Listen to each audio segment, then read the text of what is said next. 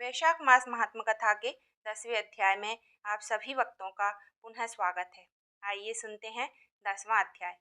ऋषि श्रुतिदेव राजा से आगे कहने लगे कि हे राजन, माता सती के वियोग में श्री शिवजी महाराज ने ब्रह्मचर्य व्रत धारण कर लिया। गंगा तट पर वृक्ष के नीचे साधना में लीन हो गए। उधर माता सती ने राजा हिमालय के घर मैना के गर्भ से पार्वती के रूप में जन्म लिया तथा वहीं पर उनका पालन पोषण होने लगा। उसी समय में तारकासुर नामक एक राक्षस उत्पन्न हुआ, जिसने घोर तपस्या कर ब्रह्मा जी से यह वरदान प्राप्त कर लिया कि वह देवता, राक्षस, नाग, किन्नर, मानव किसी से भी उसकी मृत्यु नहीं हो सकेगी। उसकी मृत्यु भगवान शिव के पुत्र से ही हो। उसने सोचा कि शिव जी की तो स्त्री ही नहीं है, तो उनका पुत्र कहाँ से होगा। वह वरदान पाकर तारकासुर ने सबको दुख देना प्रारंभ कर दिया। देवताओं को अपना दास बना लिया तथा देवांगनाओं को दासी। इस प्रकार जब देवता अत्यंत दुखी हो गए तो वे सब मिलकर ब्रह्मा जी के पास गए। ब्रह्मा जी ने उनके दुख को सुनकर कहा कि वरदान देते समय हमने उस राक्षस से कहा था कि वह केवल शिव पुत्र के हाथों ही मारा जा सकेगा, अतः बिना शिव पुत्र के उसकी मृत्यु भी उपाय से नहीं हो सकेगी। शिव जी की पत्नी माता सती ने दक्ष के यज्ञ में कूदकर अपने प्राण त्याग दिए। अब उन्होंने राजा हिमालय के घर पार्वती के रूप में जन्म ले लिया है, किंतु महादेव हिमालय की चोटी पर घोर साधना में लीन है। हमें कुछ ऐसा यत्न करना होगा जिससे शिव जी और माता पार्वती का पाणी ग्रहण संभव हो सके।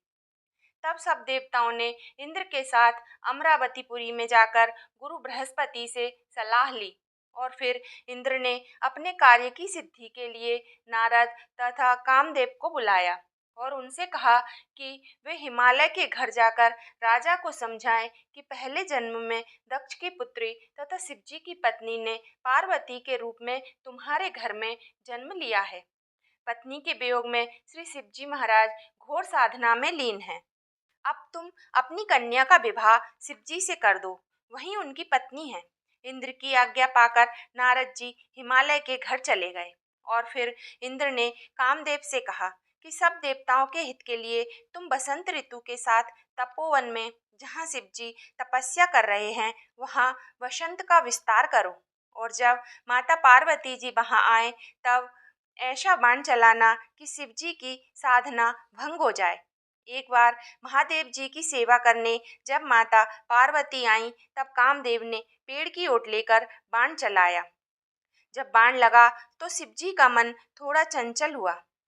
कामदेव दूसरा बाण चलाने ही वाले थे कि तभी भगवान शिव को ये एहसास हुआ कि उनके मन की चंचलता आखिर क्यों थी, क्या कारण हो सकता है। उन्होंने नेत्र खोल चारों तरफ देखा तो उन्हें कामदेव दिखाई दिया।